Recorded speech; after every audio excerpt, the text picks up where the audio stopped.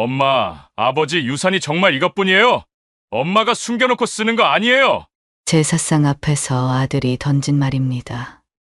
남편이 떠난 뒤 아이들 키우겠다고 김밥집에서 손목이 부서져라 이랬어요. 결혼할 때 집 장만 도와주느라 제 가진 걸 다 내줬습니다. 그래도 자식 잘 사는 모습 보면 힘든 줄도 몰랐죠. 하지만 제삿날마다 돌아오는 건 안부가 아니라 돈 이야기뿐이었습니다. 아버지가 더 남긴 거 없냐고, 엄마가 숨기고 있는 거 아니냐고. 결국 저는 제사상 앞에서 선언했습니다. 앞으로 제사에 올 필요 없다. 그리고 엄마한테도 더 이상 연락하지 마.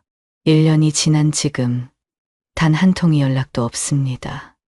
병원에 혼자 누워있을 때, 보호자란이 비어있을 때, 그때마다 흔들립니다. 하지만 후회는 없어요. 끝까지 들어주시고 제 선택이 옳았는지 여러분들의 생각을 댓글로 남겨주세요. 구독과 좋아요 부탁드립니다. 저는 62세 박영희입니다.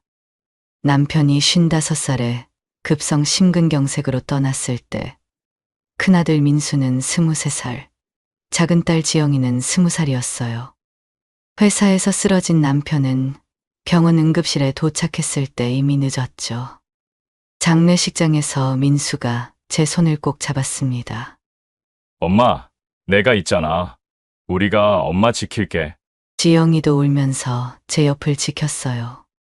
엄마 혼자 두지 않을게. 약속해. 아이들이 옆에 있어서 든든했습니다. 남편은 떠났지만 아이들이 있으니 살아갈 힘이 났죠. 남편이 남긴 건 우리가 살던 아파트하고 예금 2억 원이었어요. 회사 퇴직금이랑 그동안 모은 돈이 전부였습니다. 큰 돈은 아니지만 남편이 30년 넘게 일해서 모은 소중한 돈이었죠. 장례 끝나고 집에 돌아온 날 통장을 확인했습니다. 이 돈으로 아이들 졸업까지는 뒷바라지 해야겠다고 생각했어요. 민수는 군대 다녀와서 복학해야 하고 지영이도 대학 졸업시켜야 하니까요. 다음 날부터 동네 김밥집에서 일을 시작했습니다. 새벽 5시에 나가서 밤 9시에 들어오는 생활이었죠. 손목이 아프고 허리가 쑤셔도 참았어요. 남편이 남긴 돈에는 손대지 않겠다고 마음먹었거든요. 그 돈은 정말 급할 때 쓰려고 그대로 뒀습니다. 처음엔 김밥 마는 것도 서툴렀어요. 재료 넣는 순서도 헷갈리고 김밥이 터지기도 했죠. 사장님한테 잔소리도 많이 들었지만 한 달 뒤 첫 월급 받았을 때는 뿌듯했습니다. 내 힘으로 번 돈이었으니까요. 민수가 군대에서 휴가 나올 때마다 맛있는 거 해주고 싶어서 더 열심히 일했어요. 지영이 학비도 제때 넣어줬고요. 전부 식당 일로 번 돈이었죠. 남편 유산은 그대로 은행에 넣어뒀습니다. 엄마, 너무 무리하지 마. 나도 제대하면 일할 거야. 군대에서 휴가 나온 민수가 그렇게 말할 때면 고마우면서도 미안했어요. 시간이 흘러 민수가 제대하고 복학했습니다. 학교 다니면서 취업 준비하느라 바빴죠. 지영이도 3학년, 4학년 되면서 스펙 쌓느라 정신없어 했고요. 그러다 민수가 28살에 중소기업에 취직했어요. 첫 월급 타서 제게 용돈 10만 원을 줬을 때 화장실에 가서 조용히 울었습니다. 남편이 봤으면 좋아했을 텐데 싶어서요. 지영이도 25살의 작은 회사지만 취직에 성공했고요. 아이들이 서울에서 직장 생활 시작하면서 집에 오는 횟수가 줄어들었어요. 처음엔 한 달에 한 번은 왔는데 점점 2달에 한 번, 석 달에 한 번으로 뜸해졌죠. 엄마, 이번 주는 야근이 많아서 못 내려갈 것 같아. 엄마, 다음 달에 꼭 할게요. 이번엔 프로젝트 때문에 너무 바빠요. 전화로만 안부를 듣는 게 일상이 됐습니다. 그래도 이해했어요. 서울에서 직장 생활이 얼마나 힘든지 아니까요. 신입사원이라 눈치도 봐야 하고 야근도 많을 테니까. 남편 제사 때만 겨우 얼굴을 봅니다. 1년에 한 번, 그것도 제사날 새벽에 내려와서 제사 지내고 그날 밤에 바로 올라가 버리죠. 출근해야 한다면서요. 올해로 남편이 떠난 지 7년째입니다. 저는 여전히 김밥집에서 일하고 있어요. 아침에 김밥 싸고 점심엔 떡볶이 만들고 저녁엔 청소하고. 몸은 피곤하지만 일하는 게 외로움을 잊게 해줘요. 통장엔 남편이 남긴 2억에 제가 7년간 모은 돈을 더해서 들어있습니다. 아이들이 결혼할 때 보태주려고 아껴둔 거예요. 요즘 가끔 생각해요. 민수와 지영이가 정말 바빠서 못 오는 건지 아니면 엄마를 잊고 있는 건지. 김밥집에서 일하다가도 문득문득 아이들 어릴 적 모습이 떠올라요. 엄마 손 꼭 잡고 유치원 가던 민수, 받아쓰기 100점 맞았다고 자랑하던 지영이. 그래도 명절엔 못 와도 제사 때는 꼭 오니까 그걸로 만족해야죠. 혼자 사는 게 익숙해진 지도 오래됐고요. 동네 아주머니들과 수다 떨면서 지내면 시간도 잘 가고 식당 일 하면서 바쁘게 지내다 보면 하루가 금방 지나가니까요. 민수가 30살 되던 해봄이었어요. 갑자기 집에 내려온다고 연락이 왔죠. 평소와 달리 조심스러운 목소리였습니다. 거실에 앉은 민수가 한참을 뜸들이다가 입을 열었어요. 엄마, 저 결혼하려고 해요. 회사 선배가 소개해준 사람인데 정말 좋은 사람이에요. 가슴이 뛰었습니다. 우리 민수가 드디어 결혼을 한다니. 남편이 살아있었다면 얼마나 좋아했을까요? 그런데 엄마, 전세 자금이 좀 부족해서 혹시 조금만 보태주실 수 있어요? 민수 표정이 너무 미안해 보였어요. 사실 예상했던 말이었죠. 요즘 서울 전세금이 얼마나 비싼데요. 신혼집 구하려면 최소 3억은 있어야 한다는 뉴스를 본 적 있거든요. 얼마나 부족한지 물어봤더니 1억 5천만 원이라고 했습니다. 대출도 최대한 받았는데 그래도 모자란다고요. 민수가 3년간 모은 돈을 다 털어도 부족하다면서 눈시울이 붉어졌어요. 망설일 이유가 없었죠. 남편이 남긴 돈과 제가 모은 돈, 그게 뭐가 중요해요. 다 자식 주려고 모은 돈인데요. 알았어. 엄마가 보태줄게. 좋은 집에서 행복하게 살아야지. 민수가 제 손을 꼭 잡았어요. 고맙다는 말을 몇 번이나 반복했죠. 그로부터 2달 뒤, 지영이도 결혼 소식을 알려왔습니다. 28살, 대학 동기와 2년 넘게 연애했다면서 수줍게 웃었어요. 엄마, 오빠한테 보태준 거 알아요. 저도 보태주실 거죠? 지영이한테도 1억 5천만 원을 줬습니다. 차별할 순 없잖아요. 딸이라고 덜 주면 서운할 테고 평생 마음에 남을 거예요. 통장에서 3억이 빠져나간 날 잔액을 봤더니 1천만 원도 안 남았더라고요. 7년간 억척같이 모은 돈이 한순간에 사라졌지만 후회는 없었습니다. 집도 있고 매달 식당에서 버는 돈이 있으니 충분히 살 수 있겠다 싶었죠. 2 아이 모두 서울에 번듯한 전셋집을 얻었습니다. 사진으로 보내온 집 내부가 깔끔하고 좋아 보였어요. 행복해하는 아이들 목소리를 들으니 그것만으로도 충분했죠. 결혼 후부터 연락이 뜸해지기 시작했어요. 이해했습니다. 신혼이니까 둘이 시간 보내고 싶겠죠. 새 직장, 새 가정에 적응하느라 바쁠 테고요. 한 달에 한 번 하던 전화도 2달에 한 번으로 줄었습니다. 명절 때는 시댁, 처가 가느라 못 온다고 했어요. 서운하지 않다면 거짓말이겠지만 결혼하면 다 그런 거죠. 저도 신혼 때는 시댁 위주로 다녔으니까요. 그래도 남편 제사 때는 꼭 왔습니다. 1년에 한 번이지만 그것만으로도 고마웠어요. 제사상 차리면서 이런저런 이야기 나누니 집에 생기가 돌았죠.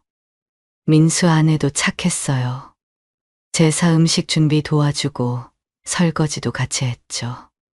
지영이 남편도 무거운 거 들어주고 청소도 거들었고요. 좋은 배우자 만나서 다행이다 싶었습니다. 동네 아주머니들이 가끔 물어봤죠. 자식들한테 그렇게 다 퍼주고 후회 안 하냐고. 전혀요. 부모가 자식 뒷바라지하는 게 당연한 거 아닌가요? 내가 쓸 돈 꽁꽁 쥐고 있으면서 자식들 고생시킬 순 없죠. 남편도 살아있었다면 당연히 그렇게 했을 거예요. 제사 때 잠깐 와서 인사하고 가는 것만으로도 충분했습니다. 전화로 가끔 들려오는 목소리가 밝아서 안심됐고요. 자식들이 행복하게 사는 게 제일 중요한 거니까요. 이렇게 평생 살면 되겠다 싶었어요.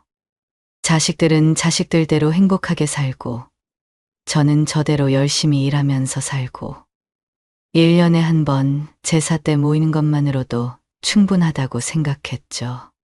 결혼하고 2년째 되던 해 제사부터였어요. 민수와 지영이가 묘하게 달라지기 시작했죠. 제사상 차리는 걸 도와주던 민수 아내가 부엌에서 민수와 속삭이는 소리가 들렸습니다. 정확히는 못 들었지만 돈이라는 단어가 귀에 들어왔어요. 그때부터 불안한 마음이 들기 시작했죠. 제사 끝나고 다 같이 앉아 밥을 먹는데 민수가 조심스럽게 입을 열었습니다. 엄마, 아버지가 남긴 게 정말 아파트하고 예금 2억이 닿았어요? 순간 젓가락을 놓을 뻔했어요. 왜 갑자기 그런 걸 묻는지 이해가 안 갔죠. 그래. 회사 퇴직금이랑 예금 합쳐서 2억 정도였지. 지영이도 거들었어요. 그래도 아버지가 30년 넘게 일했는데 그게 전부라니. 보험금은 없었어요? 제가 뭘 숨긴 것처럼 의심하는 눈빛이었어요. 남편이 평범한 회사원이었는데 무슨 대단한 유산을 기대한 걸까요? 보험은 안보험 하나 들어놨었는데 심장마비는 보장이 안 됐다고 설명했지만 민수와 지영이는 믿지 않는 표정이었어요. 민수 아내와 지영이 남편도 묘한 표정으로 서로를 바라봤죠. 내가 죽으면 다 너희 것이 될 텐데 뭘 그리 따지나 싶어서 그냥 넘어갔습니다. 하지만 가슴 한구석이 싸늘해졌어요. 다음 해 제사 때도 똑같았습니다. 이번엔 더 직접적으로 물어왔어요. 엄마, 혹시 아버지 명의로 된 다른 통장이나 부동산 같은 거 없어요? 아니라고 했더니 민수 아내가 나섰어요. 어머니, 요즘 노후 준비 중요하잖아요. 정확히 얼마 가지고 계신지 알아야 저희도 계획을 세울 수 있어요. 계획. 무슨 계획을 세운다는 건지 물어보고 싶었지만 참았어요. 제사 날 싸우고 싶지 않았거든요. 지영이는 한술 더 떴습니다. 통장 잔고 증명서를 보고 싶다고 했어요. 노후 준비가 잘 되어 있는지 확인하고 싶다면서요. 효도하려는 마음이라고 포장했지만 제 귀엔 다르게 들렸습니다. 그때부터였어요. 평소엔 안부 전화 한 통 없던 자식들이 돈 이야기만 나오면 눈이 반짝였죠. 식당에서 일하는 것도 탐탁지 않아 했습니다. 나이 들어서 힘든 일 하지 말고 집에서 쉬라면서요. 하지만 그들이 생활비를 보내준 적은 단 한 번도 없었어요. 제사 음식 먹으면서도 계속 돈 이야기였습니다. 서울 집값이 올랐네. 주식이 어떻네. 적금 금리가 어떻네. 그리고 꼭 끝에는 엄마 재산은 얼마나 되냐고 물어봤죠. 가장 서러웠던 건 제사가 끝나고 돌아갈 때였어요.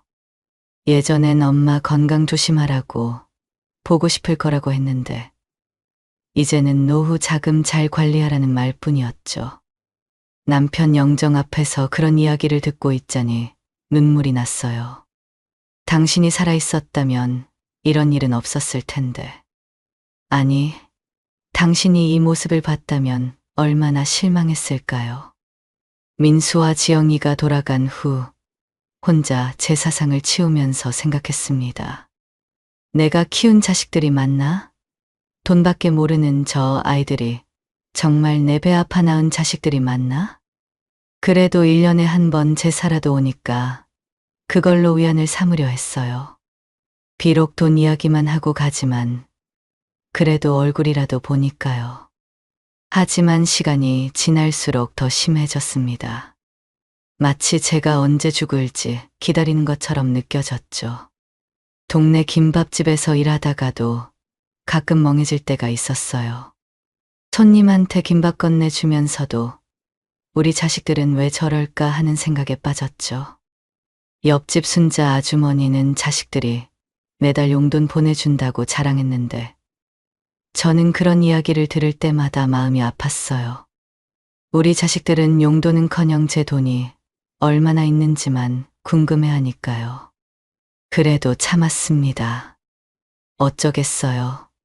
그래도 자식인데, 혈육인데. 하지만 마음 한구석에서는 뭔가 잘못되고 있다는 걸 느꼈어요. 작년 가을부터였어요. 민수한테서 전화가 자주 오기 시작했죠. 엄마, 급하게 돈 좀 빌려주실 수 있어요? 전세집 보증금 올려줘야 해서. 미안해. 엄마도 요즘 돈이 없어. 순간 정적이 흘렀어요. 그리고 민수 목소리가 날카로워졌습니다. 아버지가 남기신 돈 있잖아요. 그거라도 좀. 가슴이 철렁했어요. 결혼할 때 1억 5천만 원씩 줬는데 또 자기 몫을 찾는다니. 전화 끊고 한숨이 나왔습니다. 그런데 일주일 후 지영이도 비슷한 전화를 했어요. 엄마, 나 대출금 이자 내야 하는데 돈 좀 빌려줄 수 있어? 지영아, 엄마도 돈이 없단다. 미안해. 똑같은 패턴이었죠. 돈 좀 빌려달라. 엄마도 없다. 그럼 아버지 유산이라도. 이런 전화가 한 달에 서너 번씩 왔습니다. 처음엔 생활비가 부족하다더니 나중엔 대출 이자를 못 낸다. 아이 병원비가 급하다. 차 수리비가 나왔다. 이유는 매번 달랐지만 결론은 하나였어요. 돈.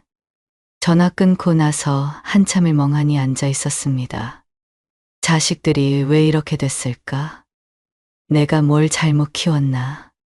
남편이 없어서 그런가? 김밥집에서 일하다가도 자꾸 실수를 했어요. 손님 주문을 잘못 듣기도 하고 김밥의 재료를 빼먹기도 했죠. 사장님이 걱정스럽게 물어봤지만 괜찮다고만 했어요. 그러던 어느 날 민수와 지영이가 함께 집에 왔습니다. 제사도 아닌데 둘이 같이 오다니 불안한 예감이 들었죠. 거실에 앉자마자 민수가 서류 뭉치를 꺼냈어요. 은행 서류 같아 보였습니다. 엄마, 아버지 돌아가실 때 정확한 재산 내역 좀 주세요. 은행 기록이랑 다 확인하고 싶어요. 지영이도 거들었습니다. 자기들도 권리가 있다면서 정확히 알아야겠다고 했죠. 순간 머릿속이 하얘졌어요.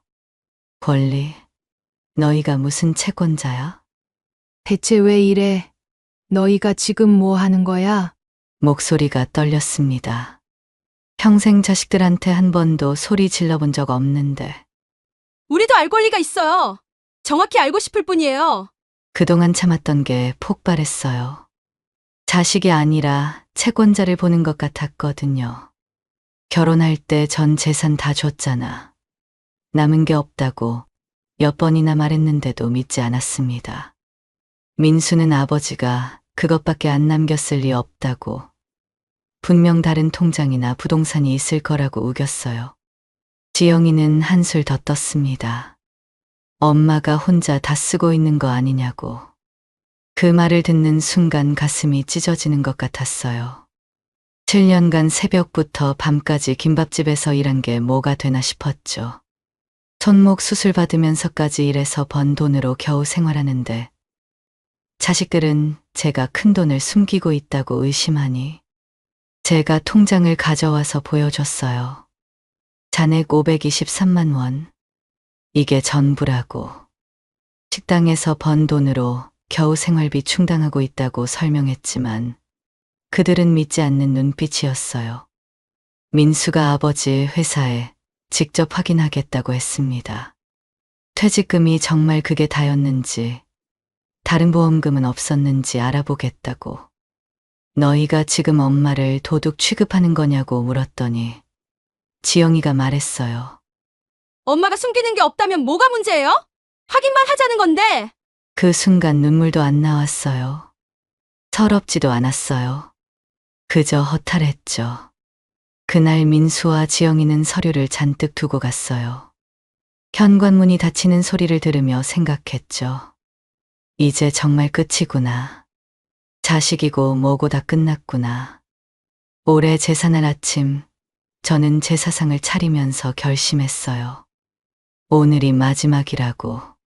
새벽 4시부터 전을 부치고 나무를 묻히면서 남편 사진을 봤습니다. 당신, 오늘 제가 큰 결정을 할 거예요. 이해해 주실 거죠? 제사상을 차리면서도 손이 떨렸어요.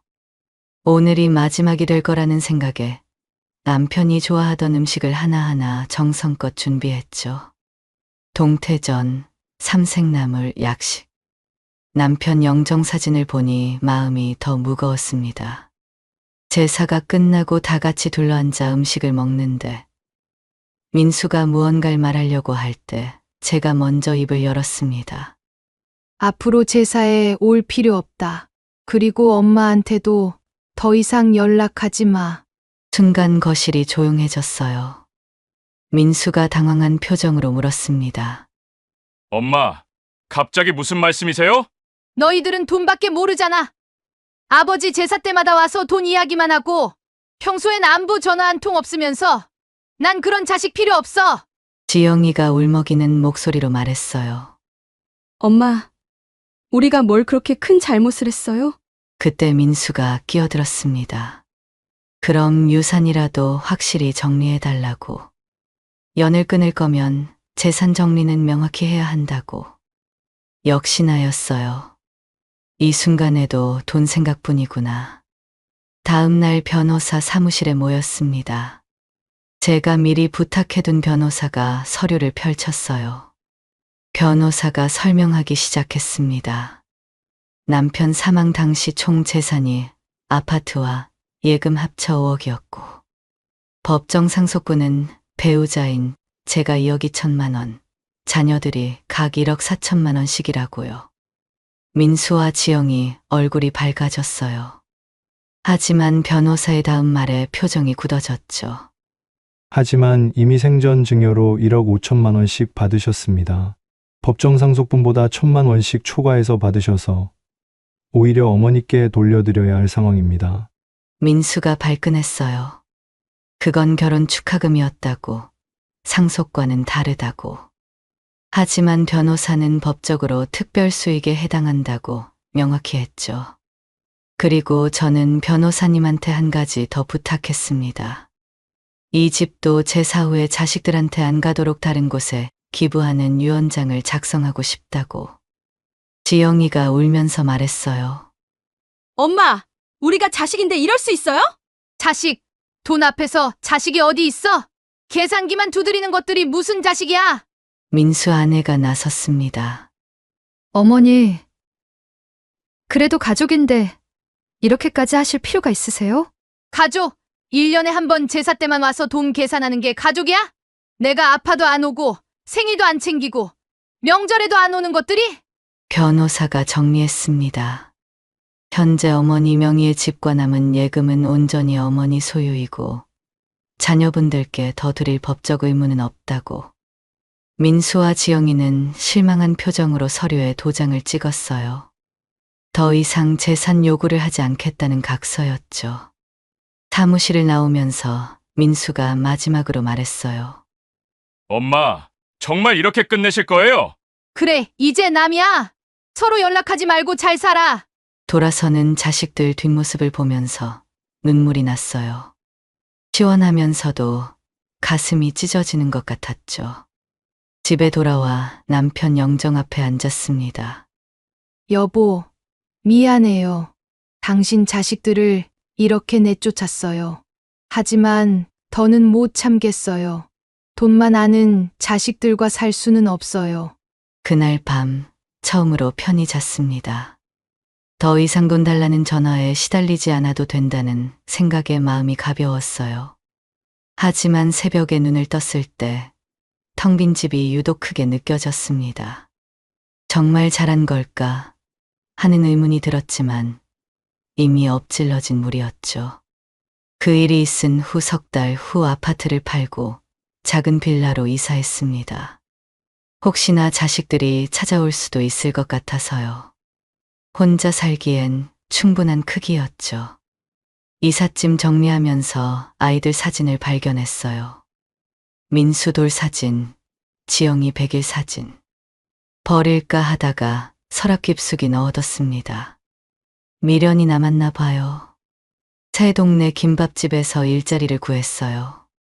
사장님이 나이 많다고 걱정했지만 경력 7년이라고 하니 바로 채용했죠. 아주머니, 혼자 사세요? 자식들은? 없다고 했어요. 그게 더 편했거든요. 있는데 안 온다고 하면 꼬치꼬치 물어볼 테니까. 처음 한 달은 정말 홀가분했습니다. 돈 빌려달라는 전화도 없고 아침에 일어나면 제 할 일만 하면 됐죠. 동네 등산 모임에도 가입했어요. 매주 토요일 아침 뒷산에 올라가서 막걸리 한 잔씩 하는 게 낙이었죠. 영희 씨는 자식들이 어디 사나요? 멀리 살아요. 바빠서 못 와요. 거짓말이 점점 자연스러워졌습니다. 전화벨 소리에 깜짝깜짝 놀라던 것도 사라졌어요. 민수나 지영이가 또 돈 달라고 할까봐 전화기만 봐도 가슴이 두근거렸는데 이제는 편안했죠. 자식들이 또 무슨 핑계로 돈을 요구할까? 유산이 정말 없느냐고 의심할까? 그런 걱정이 싹 사라졌죠. 통장 잔고를 확인할 때도 마음이 편했어요. 내가 번 돈은 오롯이 내 것이라는 게 이렇게 속 시원할 줄 몰랐습니다. 등산 모임 친구들과도 금세 가까워졌어요. 다들 비슷한 나이, 비슷한 처지더라고요. 자식 이야기만 나오면 슬쩍 화제를 돌렸지만 그것 빼고는 정말 재밌었어요.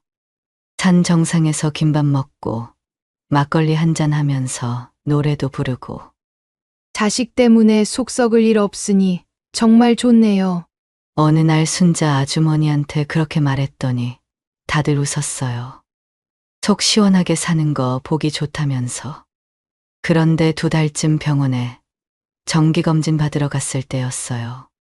대기실에서 기다리는데 옆에 앉은 할머니가 딸하고 같이 왔더라고요. 딸이 어머니 가방 들어주고 접수도 대신 해주고 의사 설명도 꼼꼼히 받아 적었어요. 제 차례가 되어 진료실에 들어갔는데 의사가 물었습니다. 보호자는 안 오셨어요? 검사 결과 설명드릴 게 좀 복잡한데. 혼자 왔다고 하니까 의사가 천천히 설명해 줬지만 의학 용어가 많아서 잘 이해가 안 갔어요. 나와서 보니 아까 그 할머니는 딸이 약 처방전 받아서 약국까지 모시고 가는 게 보였죠. 부럽더라고요, 솔직히. 등산 모임에서도 그랬어요. 산 정상에서 쉬면서 도시락 까먹는데 순자 아주머니가 자랑을 시작했죠. 우리 아들이 이번에 본부장 됐다. 며느리가 요리를 얼마나 잘하는지 매주 반찬 해다 준다. 손자가 전교 1등 했다. 다른 아주머니들도 질세라 자기 자식 자랑을 했어요. 딸이 의사랑 결혼했다. 아들이 강남에 아파트 샀다. 손녀가 피아노 콩쿠르에서 대상 받았다.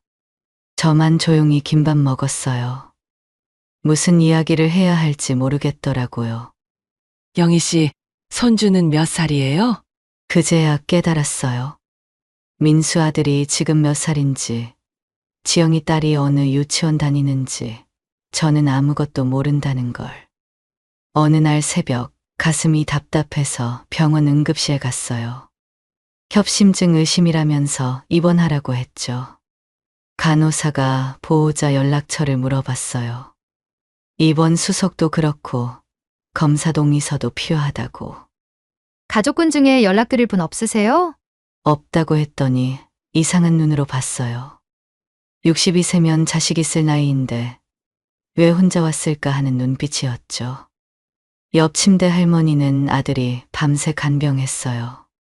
물 떠다 주고 화장실도 부축해서 모시고 가고 새벽에 할머니가 아프다고 하니까 아들이 벌떡 일어나서 간호사 불렀죠.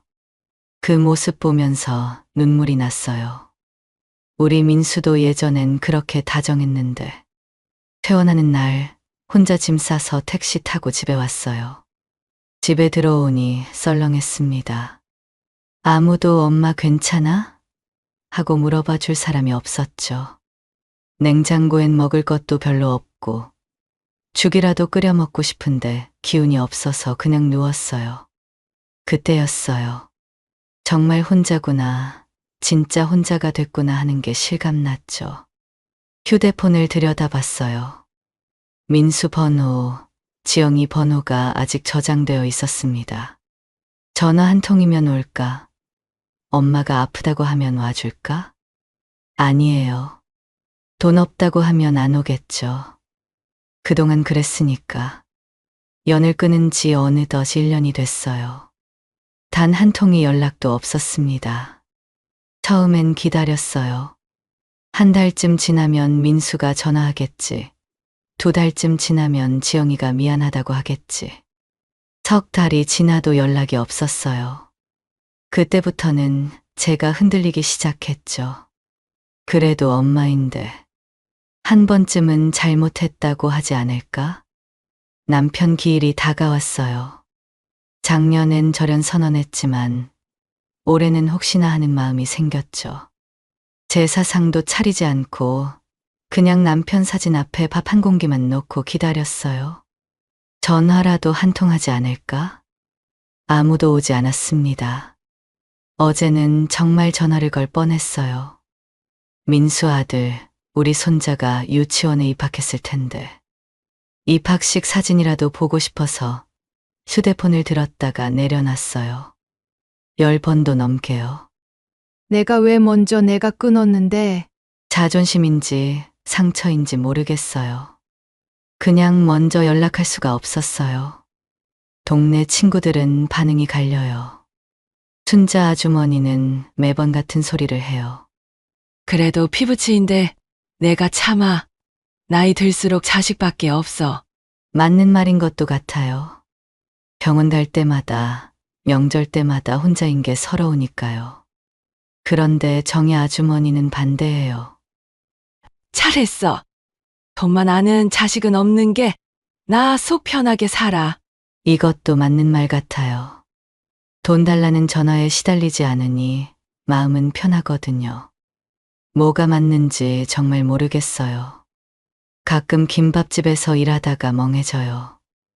어린 손님이 할머니, 김밥 맛있어요 하고 인사할 때면 우리 손자 생각이 나서. 지금쯤 많이 컸겠죠? 할머니가 있다는 것도 알까? 아니면 엄마 아빠가 할머니 이야기를 아예 안 할까? 밤에 TV 보다가도 가족 나오는 장면만 보면 채널을 돌려요. 효도하는 자식들, 손주 재롱 보는 할머니들. 남의 일 같아서 볼 수가 없어요. 그래도 가끔은, 정말 가끔은 꿈을 꿔요. 민수가 엄마 보고 싶어 하고 전화하는 꿈. 지영이가 아이 데리고 엄마 왔어요 하고 문 여는 꿈. 꿈에서 깨면 현실이 더 서럽죠. 엄마 보고 싶어. 이 한마디가 그렇게 듣고 싶네. 하지만 안 할 거 알아요. 돈이 먼저인 자식들이니까. 엄마 생일도 모르는 자식들이 무슨 안부 전화를 하겠어요. 작년 제 생일날 하루 종일 전화 오기만 기다렸는데 끝내 안 왔죠. 이번 설날도 혼자 보냈어요. 떡국 한 그릇 끓여 먹고 남편 사진 보면서 울었죠. 여보, 내가 너무 매정했나? 그래도 당신 자식들인데. 남편이 살아있었다면 뭐라고 했을까요? 그래도 자식인데 당신이 참아 했을까? 돈만 아는 자식은 필요 없어 했을까? 오늘 마트에서 장 보다가 민수가 좋아하던 과자를 봤어요. 무의식 중에 집어들었다가 다시 내려놨죠. 누구 주려고 사나? 이제 내 자식도 아닌데. 영희 돈밖에 모르는 자식. 그래도 빨리 끄는 게 다행일지도. 스스로 위로하지만 가슴 한구석은 여전히 텅 비어 있어요. 자식 없는 게 아니라 자식과 연을 끄는 엄마. 가끔 순자 아주머니가 물어요. 후회하지 않냐고. 후회요. 아니요. 안 해요. 가끔 민수와 지영이가 어릴 적 모습은 떠올려요. 그때 그 순수했던 아이들은 내 자식이 맞았으니까. 하지만 그 아이들은 이미 없어졌어. 돈만 아는 어른들만 남았을 뿐. 그래서 후회 없어요. 이게 제 선택이었고 이 선택이 옳았다고 믿어요. 여러분들은 제 선택을 어떻게 생각하시나요? 오늘 사연이 와닿으셨다면 구독과 좋아요 부탁드립니다.